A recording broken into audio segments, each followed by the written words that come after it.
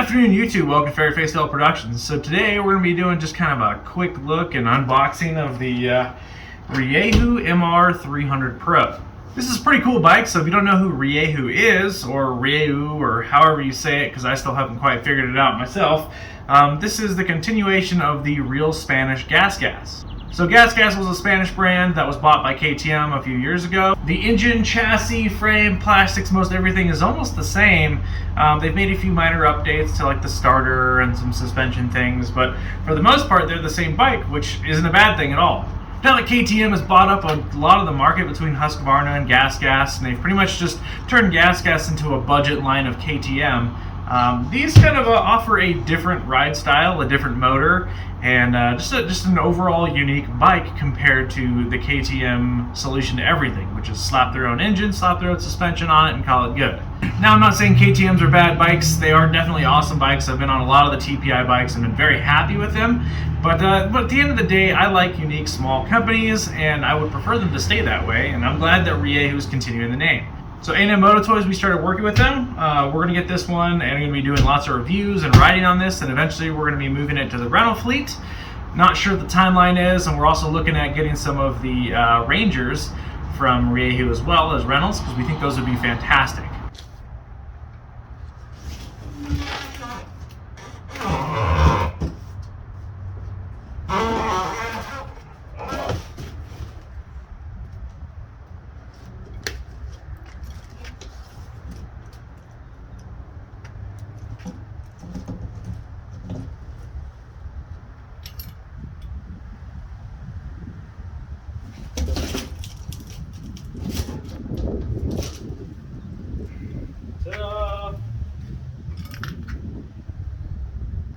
There she is, guys. I'm going to do a quick video around for my own records.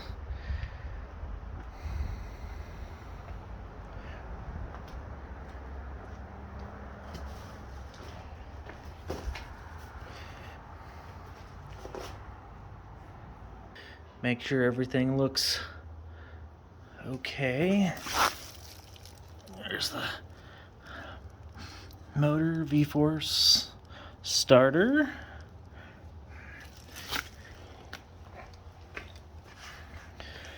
Now, we've noticed in shipping with some of these bikes that oftentimes the forks are what take abuse. There's a little spooging on there. Make sure to double check that. But the forks sometimes can come off of here and then they get wrecked. Had that happen with at least one of our bikes now. Alright, so let's take an up-close look now that I've got all the plastic and things off of it for now. I'm going to need some help getting this off the pallet as usual, so I'm going to be waiting for a minute. Now, some things that I've kind of noticed right away is in the box here, of course, it doesn't come with your turn signal kit or anything like that. I know that two-strokes aren't necessarily natively street legal here in America, but it would be nice to have that because a lot of us in the States that can plate these, we're going to, and so I'll be looking for that kit or maybe asking around and seeing what we can do.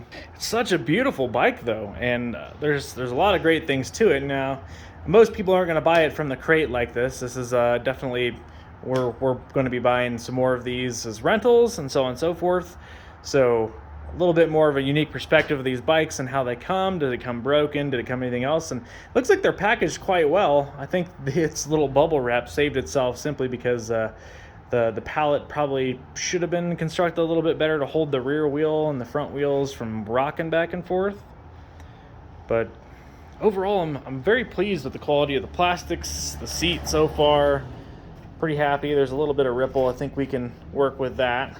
Now, some things that I don't not that I don't like, because there's nothing wrong. My Beta also has a halogen bulb, but I kind of wish by this point they would have just switched to their LED kit that they already sell. Would have been nice. I think everybody wants the lower power usage because we're hooking up other things, as well as just having glass bulbs and stuff, and it being able to break and whatnot. It just feels more fragile and maybe looks a little bit less modern and updated. The next thing would be the Speedo Controller. Looks like something just pretty old at this point. I mean, I'm sure it's very simple and functional, but I would love to see a new revision of that too. But some great things are these X-Trig Rocks triple clamps. Hear great things about them. These KYB forks with the extra coating. Yeah, I mean, there's nothing you can say bad about KYB suspension anyway. That's what all the big name brands use, and they are fantastic. As much as I do love my Sachs suspension on the Beta, the KYB, I'm looking forward to messing with it and getting it dialed in. I generally keep them pretty soft because we ride slower, harder stuff. That's cool. The MR Pros here also come with the Polysport guards, along with the skid plate in the box there. So, and the S3 foot pegs are a part of that package too. Now, one thing I'm kind of curious about is on their pictures in the on the website, it shows the FMF logo on the pipe. So I wonder if this is still the FMF pipe or something different. Might have to ask about that. Everything looks good though. I mainly care because the P-Tech pipe guard that I'm getting is meant to go around the FMF pipe, not the factory gas pipe. So.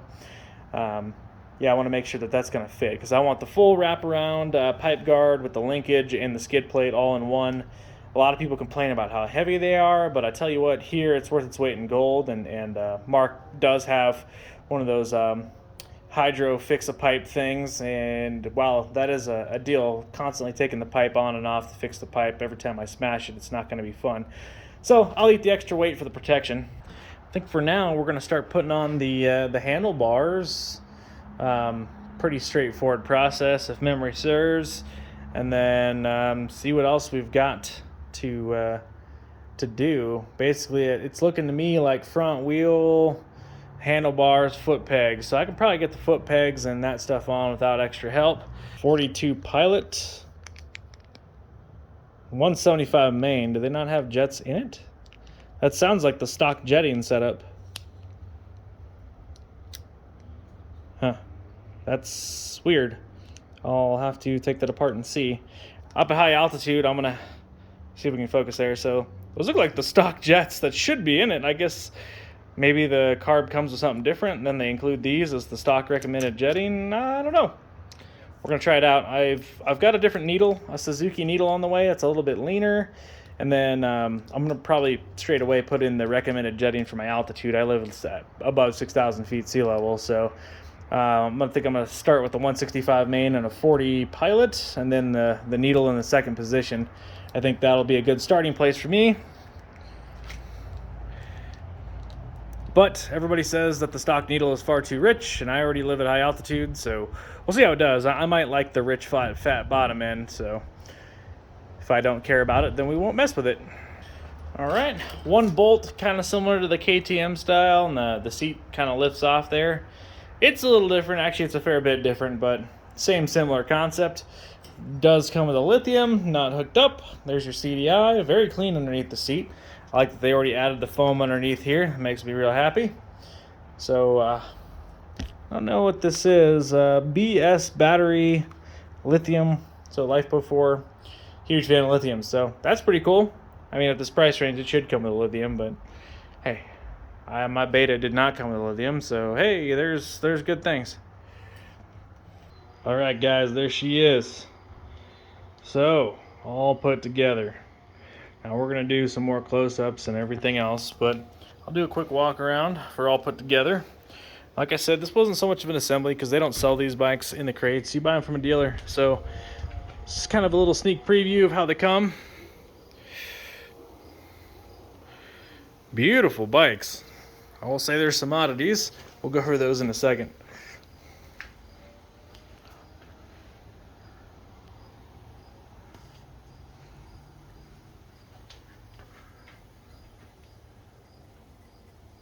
Well, I'm pretty excited to get the Rieju going, and we're going to be throwing some gas. I'll do a separate video on its first start. I'm not sure because they gave some jets that were very specific in there, and I'm not sure what's in it, so we'll probably just throw some gas in it and fire it up. Next, we'll probably have some videos on actually the true weight, so we'll weigh the bike, get all that stuff, but it does feel pretty light.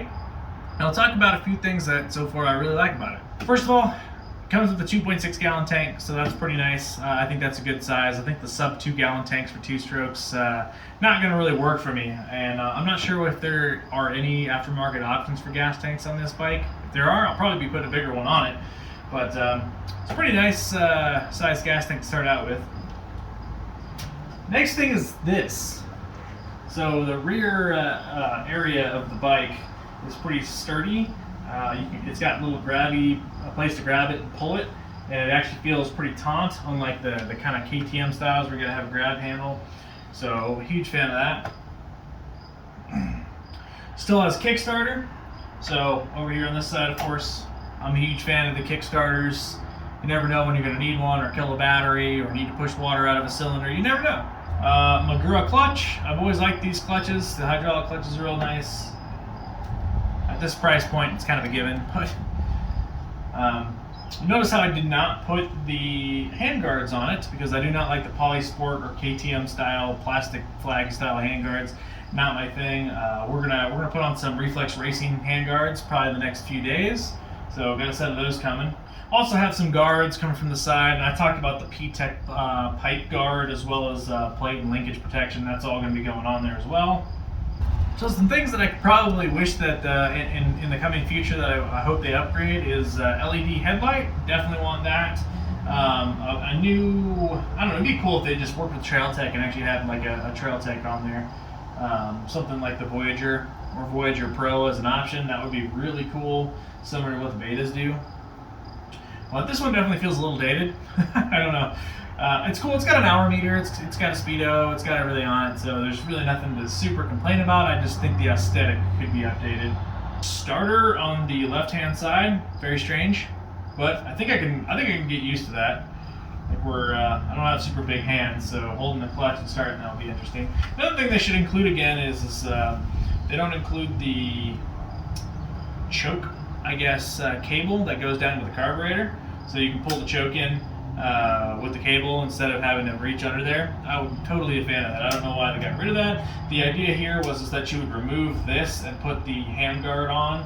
I don't like those handguards. I like the way that this is already set up as it is, and I'll actually probably buy the cable and set it up properly. And then probably my last favorite thing about it is really the aesthetic of the bike. I think they did the plastics with the black and red, and they made it look fantastic. The bike really is quite stunning next to my Betas, the GPX Motos here. It's a beautiful looking bike. It really is quite stunning. It looks unique enough. I love the KYB suspension setup. So we'll see how this all turns out. And the next few videos, be sure to subscribe and like. Continue on the legacy of the Rieju. There are some things that they have updated on the motor, so we'll talk about that. And Meeker Extreme's got some good things to talk back and forth between his old 2013 gas.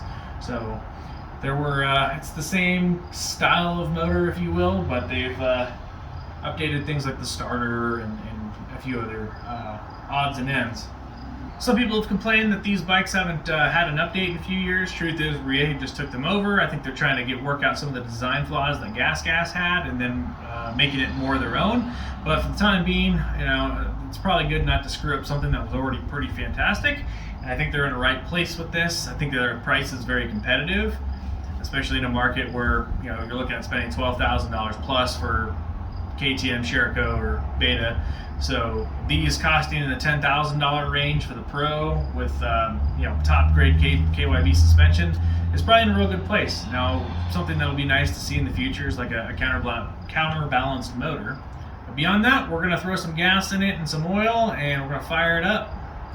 We'll catch you all in the next one. Ferret Face out.